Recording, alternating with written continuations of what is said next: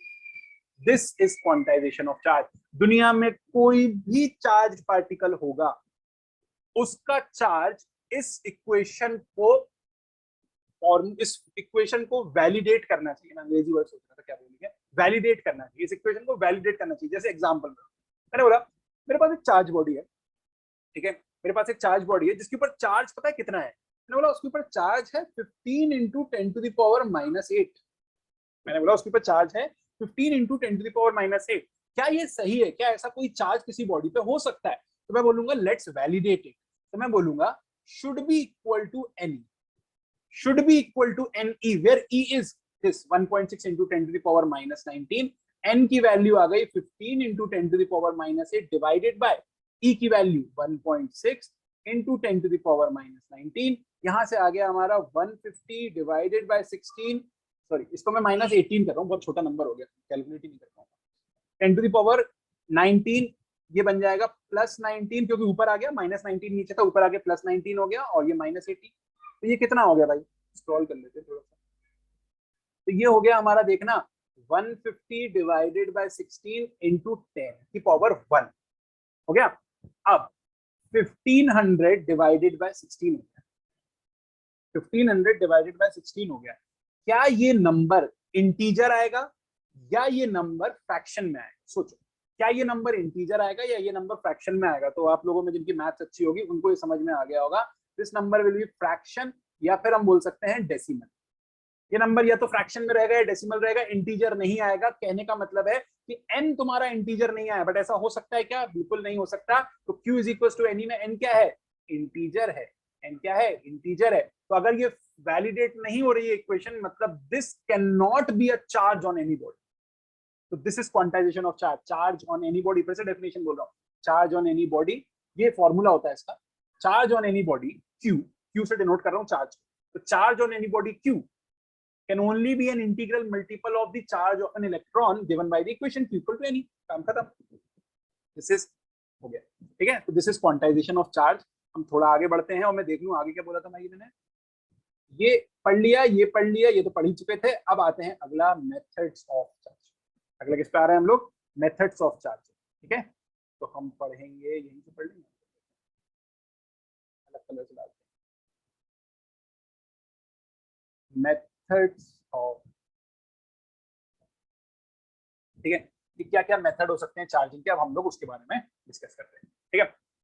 तो भैया 3 तरीके के मेथड होते हैं चार्जिंग के। अगर तुम किसी भी बॉडी को चार्ज करना चाहते हो तो तुम 3 तरीके से उसको चार्ज कर सकते हो। What are these 3 methods? The first one is friction.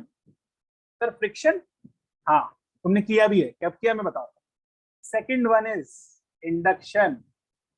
Induction sir वो जो किचन में रखा होता है ऐसा प्लेट सा और उसके ऊपर गर्म होते हैं, नहीं वो इंडक्शन, कुछ और बोलो, ठीक है, कुछ और है ये, वो नहीं है इंडक्शन, ठीक है। तो one is friction, second one is induction, और तीसरा वाला, तीसरा मेथड इज कंडक्शन। सर इसीलिए तो फिजिक्स बुरा लगता है मुझे, मतलब अब जो आप बता रहे हो, अब ऐसा थोड़ी कभी जिंदगी में हमारा होता है। तुमने सब किया, तुमने ये तीनों चीजें करी हैं, बस नाम नहीं लिया इसका, ऐसे करा सब है। मैं बताता हूँ कैसे। बचपन में कभी तुम्हारे पास एक बलून रहा होगा, मेरे आसपास तो अभी बलून नहीं है, ठीक है, लेट्स अज्यूम कि बलून है, चलो इस माउस को मैं बलून मान लेता हूँ, ठीक है। तो बचपन में कभी तुम्हारे हाथ में एक बलून रहा होगा और फिर तुम्हारा मन किया होगा कुछ ऐसा करने का, किया है? नहीं, बलून के साथ नहीं किया, कब स्केल के साथ किया होगा, किया तो होगा, है ना। तो ऐसे ऐसे बलून को तुमने रब किया होगा, और जब तुमने ऐसे ऐसे बलून को रब किया होगा और फिर तुमने जाके किसी भी दीवार पे ऐसे करके टच किया होगा, तो जब तुमने दीवार पे जाके टच किया होगा तो क्या हुआ होगा, वो वहीं चिपक गया, वो वहीं पर चिपक के रह गया होगा। This is charging by friction. What you are doing is कि बलून के सरफेस को और हेयर्स को तुम फ्रिक्शन प्रोवाइड कर रहे हो ऐसे ऐसे करके, और उस फ्रिक्शन से ये चार्ज हो गया, और उस चार्जिंग की वजह से ये दीवार पे चिपक गया। तो ऐसा कभी ना कभी किया होगा, नहीं किया होगा तो स्केल से किया होगा, नहीं किया तो कर लेना, ठीक है। पता नहीं कैसा बचपन था। स्केल लेना, स्केल ऐसे ऐसे रब करना, स्केल को ऐसे, स्केल कौन सा, स्टील का स्केल मत लेना, प्लास्टिक का स्केल लेना। बलून भी प्लास्टिक का होता है, तो प्लास्टिक क्यों, plastic is a bad conductor of electricity. इतना नहीं पढ़ा क्या, पढ़ा है, बताऊंगा क्यों। प्लास्टिक के स्केल को ऐसे ऐसे रब करना, और पीसेस, छोटे छोटे टुकड़े लेना पेपर के, ठीक है, पेपर के छोटे छोटे टुकड़े लेना और उसके ऊपर पास जाके टच करना, तो वो ऐसे करके अट्रैक्ट होने लगेंगे। तो this is charging by friction, तुमने चार्जिंग बाय फ्रिक्शन कर लिया, ठीक है। तो चार्जिंग बाय फ्रिक्शन बड़ी सिंपल चीज है। You rub two bodies with each other, when you rub two bodies with each other, electrons get transferred from one body to another because of the heat generated due to friction। फिर से बोलूं, मेरी अंग्रेजी बहुत अच्छी, तुम लोग को नहीं समझ में आएगी। सुनो क्या बोला मैंने, मैंने बोला when you rub two bodies with each other, electrons get transferred from one body to another due to the heat generated because of friction, ठीक है। तो होता क्या है, इलेक्ट्रॉन इधर से उधर ट्रांसफर, और जब इलेक्ट्रॉन इधर से उधर ट्रांसफर हो जाते हैं तो क्या होता है, इलेक्ट्रॉन ट्रांसफर को ही तो चार्जिंग बोलते हैं ना भैया। इलेक्ट्रॉन ट्रांसफर हो गए तो एक के ऊपर पॉजिटिव चार्ज हो गया, वो एक के ऊपर नेगेटिव चार्ज हो गया, this is charging by friction, ठीक है। तो मैं आप लोग को बताऊं कि जब आप रब करते हो ना, तो आप लेट से ये बलून, ठीक है, इस बलून को आपने रब किया अपने सर पे। जब आपने बलून को अपने सर पे रब किया, तो लेट से हम बोलते हैं कि इस वाले जगह पे रब किया, मतलब ये पार्ट था जिसको आप रब कर रहे हैं, ठीक है। जिस पार्ट को आपने रब किया, मैं बता रहा हूं प्लास्टिक क्यों जरूरी है, जिस पार्ट को आपने रब किया ना, इस पार्ट पर लेट से इलेक्ट्रॉन्स जो है वो बालों से बलून में चले गए, ठीक है। तो अगर जब बालों से बलून में इलेक्ट्रॉन्स चले गए ना, तो यहां पर आ गया होगा कुछ नेगेटिव चार्ज। चलो 4 माइनस बना रहा हूं मैं, माइनस बना दिए टू शो कि यहां पर कुछ नेगेटिव चार्ज आ गया, ठीक है। अच्छा सर, आप बोल रहे थे प्लास्टिक का क्यों है, बताओगे मतलब क्या, क्यों क्यों इंपॉर्टेंट है। तो इंपॉर्टेंस ये है प्लास्टिक का कि तुम्हें पता है, तुम यहाँ पर हाथ लगाए हुए हो, जब तुम रब कर रहे थे तो पकड़े भी तो थे, है ना।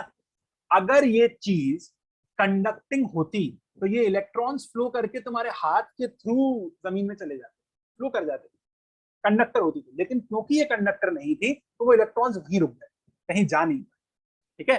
तो इसलिए नॉन कंडक्टिंग जरूरी है एक्सपेरिमेंट के लिए। तो ये कर लिया अपन ने, यहाँ पर हो गया अपन का माइनस चार्ज आ गया, तो अपन माइनस चार्ज आ गया, फ्रिक्शन से चार्जिंग, वही काम खत्म, बस यहीं तक की कहानी थी। लेकिन मैं थोड़ा सा और बता देता हूँ आगे।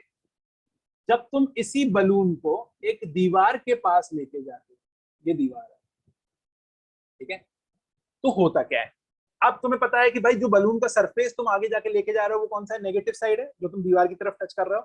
तो दीवार के अंदर क्या होता है, जो चार्जेस होते हैं ना, वो थोड़े बहुत माइनस चार्जेस जो होते हैं वो रिपेल होने लगते हैं, धक्का खाने लगते हैं। तो पता है ना, प्लस प्लस रिपेल करते हैं, माइनस माइनस रिपेल करते हैं, और प्लस और माइनस अट्रैक्ट करते हैं, ठीक है। तो इस नेगेटिव चार्ज ने नेगेटिव चार्ज को धक्का लगाया होगा। तो हो सकता है कि दीवार भी कंडक्टिंग ना हो, लेकिन धक्का लगाने से थोड़ा थोड़ा तो सरक ही जाते हैं। तो ओवरऑल होता क्या है ऐसे केस में, यहां पर अट्रैक्शन की वजह से थोड़ा बहुत पॉजिटिव चार्ज आ जाता है, और उसी के जस्ट बाजू में माइनस चिपका हुआ है, क्योंकि कहीं जा नहीं सकता छोड़ के। भाई कहीं ऐसा नहीं है कि अपन ने कर दिया तो माइनस चला ही गया, कंडक्टिंग थोड़ी है दीवार पर, कंडक्टर होती तो चला जाता है, ठीक है। तो माइनस चार्ज वहीं पर है, लेकिन थोड़ा सरक गया, प्लस थोड़ा सा पास आ गया। अब जब तुम इसको टच करते हो, तो इन प्लस और माइनस, कौन कौन से प्लस और माइनस का, ये वाले प्लस और ये वाले माइनस के अट्रैक्शन से ये चिपक के रह जाता है, ठीक है। तो this is charging due to friction. तो मैंने बहुत पहले ही खत्म कर दिया था, मैं तो बस आगे एक्सपेरिमेंट करना बता रहा था कि घर पे जाके ये भी कर सकते, ठीक है। इंडक्शन, इंडक्शन की बात करता हूँ। ये इंडक्शन क्या होता है, इंडक्शन कुछ इस ऐसा ही कहानी है, लेकिन चार्जिंग के बाद, ठीक है। सुनो सुनो, चार्जिंग की बात की तो चार्जिंग का तरीका बता रहा हूँ, तो सुनो तो सुनो तो। मान लेते हैं कि हमारे पास एक रॉड है, रॉड है जिसको हमने चार्ज कर दिया। सर कौन सा चार्ज दिया, कोई सा भी दे दो, जो मन करे। तो हमने मान लेते हैं इसको प्लस चार्ज, एक रॉड थी जिसको हम लोगों ने प्लस चार्ज दे दिया, ठीक है। इस रॉड को प्लस चार्ज देने के बाद हमने क्या किया, हम इस बॉल के पास लेके आए, तो क्या होगा, तुम्हें भी पता है सर, बॉल के पास प्लस और माइनस दोनों चार्ज हैं, तो माइनस चार्जेस जो होंगे वो अट्रैक्ट होने लगेंगे बॉल की तरफ, और प्लस चार्जेस जो होंगे वो रिपेल होने लगेंगे बॉल की, मतलब रॉड से दूर की तरफ। तो माइनस चार्जेस रॉड की तरफ अट्रैक्ट होने लगे और प्लस चार्जेस रॉड से दूर रिपेल होने लगे, ऐसा कुछ होने लगा। ठीक है, बहुत बढ़िया। अब मैं एक और एक्सपेरिमेंट को थोड़ा सा आगे बढ़ा रहा हूँ। मैंने यहाँ एक वायर लगाया, क्यों लगाया भाई? वायर मैंने इसलिए लगाया, तुम समझ ना, बहुत सिंपल सा रीजन है इसका वायर लगाने का। बस वायर लगाने का रीजन ये है कि अब मैं इन दोनों वायर को और बॉल्स को सबको कंडक्टिंग ले लूंगा। कंडक्टिंग लेने से मुझे ये फायदा हो जाएगा कि जैसे ही मैं रॉड प्लस प्लस रॉड लेके आऊंगा, तो माइनस चार्जेस अट्रैक्ट होंगे रॉड की तरफ और प्लस चार्जेस क्या होंगे? रिपेल होंगे। जब प्लस चार्जेस रिपेल होंगे तो प्लस चार्जेस क्या होंगे? प्लस चार्जेस कुछ यहाँ अपीयर हो जाएंगे, समझना। और माइनस चार्जेस कुछ यहाँ अपीयर हो जाएंगे। ठीक है, तो प्लस चार्जेस यहाँ अपीयर हो गए, माइनस चार्जेस यहाँ अपीयर हो गए। क्यों? क्योंकि माइनस अट्रैक्ट हुए और प्लस जो है वो रिपेल हो गए। ठीक है, तो प्लस रिपेल होने से दूर चले गए। अब मैं क्या करूंगा? अब मैं इस रॉड को कहीं नहीं लेके जाऊंगा, रॉड को रखूंगा। रॉड को रखे रखे इस वायर को काट दूंगा। अब इधर माइनस उधर प्लस, और फिर मैं इस रॉड को भी हटा दूंगा। ठीक है, इस रॉड को भी हटा दूंगा। देखना,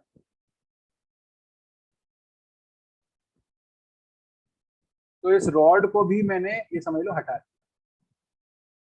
ठीक है, तो जैसे ही मैंने रॉड को हटाया, अब ये माइनस चार्ज कहीं जा नहीं सकता ना इसको।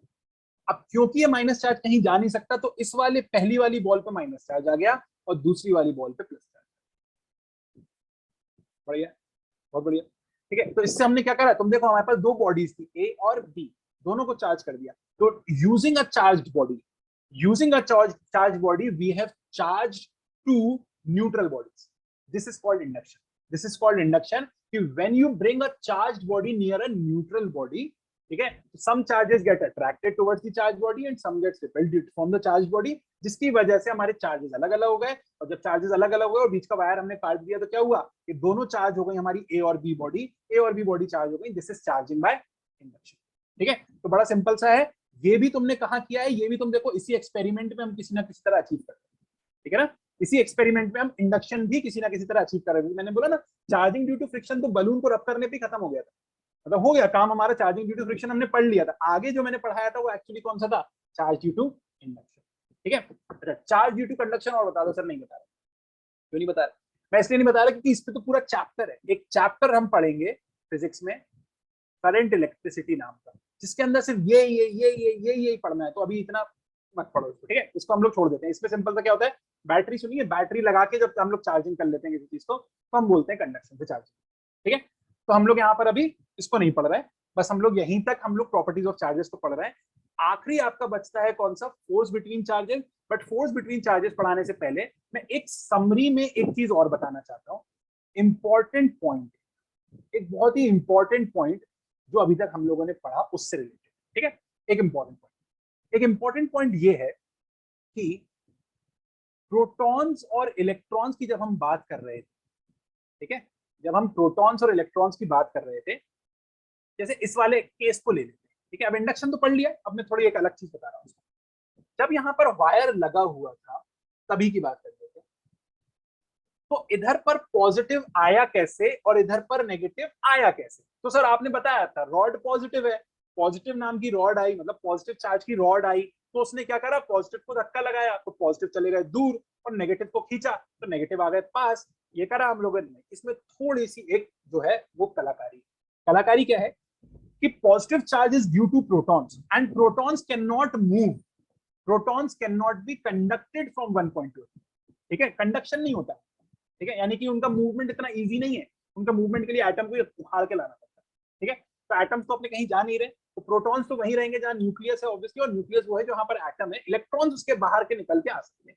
तो होता क्या है असली में कि जब हम प्रोटॉन्स और इलेक्ट्रॉन्स की बात करते हैं ना, तो प्रोटॉन्स जो होते हैं वो गड़े रहते हैं, वो हिलते नहीं है जगह से। Electrons can freely move. ठीक है, तो free movement is only due to electrons, free movement of charge is only due to electrons. इसका मतलब जब तुम रॉड को इसके पास लेके आए थे, तो इसने क्या करा? प्रोटॉन्स को धक्का लगाया, लेकिन उन्होंने कहा हम हिल ही नहीं सकते, हम हिल ही नहीं सकते। इलेक्ट्रॉन्स को बोला आजा आजा आजा, तो इलेक्ट्रॉन्स आ गए। तो हुआ क्या? ए बॉडी थी न्यूट्रल, न्यूट्रल थी, इलेक्ट्रॉन्स आ गए। तो जब इलेक्ट्रॉन्स इधर से इधर फ्लो करे, इलेक्ट्रॉन्स, है ना। इलेक्ट्रॉन्स जब इधर से इधर फ्लो करे तो इलेक्ट्रॉन्स कहां से कहां फ्लो करे, बी से ए करे। रिपीट करो, कहां से कहां फ्लो करे भाई, बी से ए करे। जब इलेक्ट्रॉन्स ने बी से ए में फ्लो किया तो ए पे कौन सा चार्ज आया, इलेक्ट्रॉन बढ़ गए, कौन सा चार्ज आया, नेगेटिव। और बी पे कौन सा चार्ज आया, बी से इलेक्ट्रॉन चले गए बी से इलेक्ट्रॉन, तो कौन सा चार्ज आया, बी से बी के ऊपर आ गया पॉजिटिव। तो जब भी किसी बॉडी पे पॉजिटिव चार्ज आता है it is due to electrons चले गए, एंड जब भी किसी बॉडी पे नेगेटिव चार्ज आता है it is due to electrons आ गए। वेरी गुड, ठीक है। एक और इससे बड़ी इंपॉर्टेंट चीज निकल के आती है, जब भी किसी बॉडी पे पॉजिटिव चार्ज आता है, लेट्स से एक बॉडी है जो कि पहले थी न्यूट्रल और फिर इस पे आ गया एक पॉजिटिव चार्ज, ठीक है। तो अब कौन सा चार्ज है इस पे, पॉजिटिव चार्ज आ गया, इसका मतलब इसका मास डिक्रीज हुआ होगा। मास क्यों डिक्रीज हुआ होगा, मास इसलिए डिक्रीज हुआ होगा क्योंकि न्यूट्रल से पॉजिटिव होने के लिए हुआ क्या होगा, इलेक्ट्रॉन्स चले गए। इलेक्ट्रॉन्स का मास नहीं होता क्या, होता है। तो इलेक्ट्रॉन्स चले गए तो मास चला गया, मास चला गया तो क्या हुआ, मास ओवरऑल इस बॉडी का कम हो गया। यानी कि एक बॉडी थी तुम्हारे पास न्यूट्रल और अगर उस पर पॉजिटिव चार्ज आ गया तो तुम बोलोगे उसका मास कम हो गया। एंड सिमिलरली अगर तुम्हारे पास एक बॉडी है जो कि न्यूट्रल थी और तुमने इसको समहाउ सर किस तरीके से, भाई तुमने दो तरीके तो पढ़ ही लिए हैं, किसी भी तरीके से अगर तुमने इसको नेगेटिव चार्ज दे दिया तो इसका मास बढ़ जाएगा। क्यों, क्योंकि negative charge is due to addition of electrons, inflow, अंदर आ गए इलेक्ट्रॉन्स आ गए, तो जो भी पहले था उससे ज्यादा चीजें अब अंदर है, यानी कि मास बढ़ गया होगा, तो मास increases. So when a body acquires positive charge, its mass decreases. When a body acquires negative charge, its mass increases. समझ में आ गई बात, तो ठीक है। आज के लिए हम लोग इतना ही रखते हैं। तो these are properties of charges. Next class में हम लोग पढ़ेंगे फोर्स बिटवीन चार्जेस, और जैसे मैंने बोला था ना, फोर्स बिटवीन चार्जेस जब हम पढ़ते हैं तो पूरा चैप्टर का डायरेक्शन ही बदल सा जाता है। तो हम फिर वहां से स्टार्ट करेंगे तो अलग ही डायरेक्शन में थोड़ा सा मूवमेंट होगा और बहुत अच्छी अच्छी चीजें आप लोग को पढ़ने को मिलेंगी, ठीक है। तो आई होप आज के लिए सब कुछ भी आपको क्लियर रहा होगा, कोई भी ऐसी चीज नहीं है जो क्लियर नहीं हुई होगी, और अगर सब कुछ क्लियर है वेल एंड गुड, जाके थोड़ी बहुत प्रैक्टिस करो। तो बाय फॉर टुडे।